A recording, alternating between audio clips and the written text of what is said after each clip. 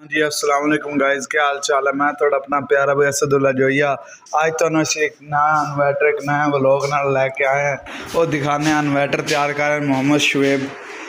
ये साढ़े उस्ताद जी बहुत सीनियर कारीगर हैं जो कि ये किट तैयार नवीं कर रहे हैं मॉड्यूल साइज थोड़ी रहनमाई फरमावे दसिया की तैयार हो रहा है की मॉड्यूल लगा हुआ है दसिया जनाब। ये मॉड्यूल है ना, ये ब्रिज हैगी है,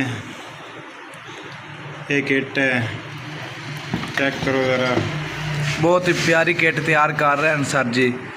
किसी भाई नूं 10 किलोवाट इन्वर्टर कोई मोटर किसी चीज़ की जरूरत होवे साडे नाल राबता कर सकता है।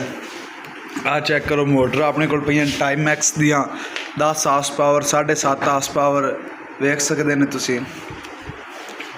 जापानी मोटर पई हो अपने को जी VFD चाहिए किसी ने इन्वर्टर चाहिए अपने को भी मिल सकता है। इत्थे तुहानूं एक इन्वर्टर VFD तुहानूं चेक कराने हैं। तुसीं चेक करो जी अपने को VFD भी INVT कंपनी की मिल सकती है।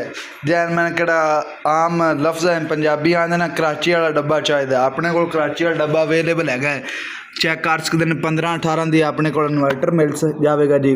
बहुत ही मुनासिब और माकूल कीमत है। आयन उत्ते मॉडल लिखा हुआ है CHF 100 एम्पेयर आउटपुट पावर यानी 15-18 किलोवाट है जी। AC है 400 वोल्ट करंट इनपुट आउटपुट है जी। 3PHOV 400 में यानी आपने 400 वोल्टा तक भी फ्रीकुएंसी जा सकती है। तुसी उत्ते देख सकते हैं। हुण तुहानूं बॉडी चेक कराने हैं। 2 पंखे इहदे च लगे हुंदे ने जी।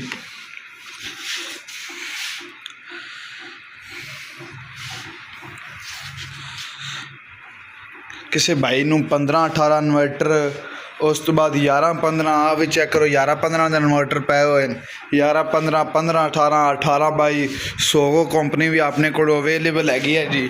INVT कंपनी तो बाद तुसीं वेख सकते हैं 11 किलोवाट इन्वर्टर अपने को पिया होया है। इन्वर्टर की जरूरत हो देसी घर वाले इन्वर्टर की जरूरत हो अपने इत्थे हाईब्रिड इन्वर्टर मिल जाएंगे। किसी चीज़ की जरूरत हो आप घर इंस्टॉलेशन भी करके आवांगे। इन्वर्टर खराब हो चुके उनकी मरम्मती का काम भी इत्थे कीता जांदा है जी। ओके जी, अल्लाह हाफिज़। साडे चैनल लाइक शेयर सबसक्राइब ज़रूर करें जी।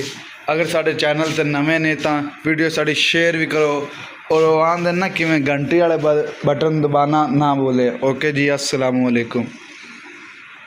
Zoya battery and solar system.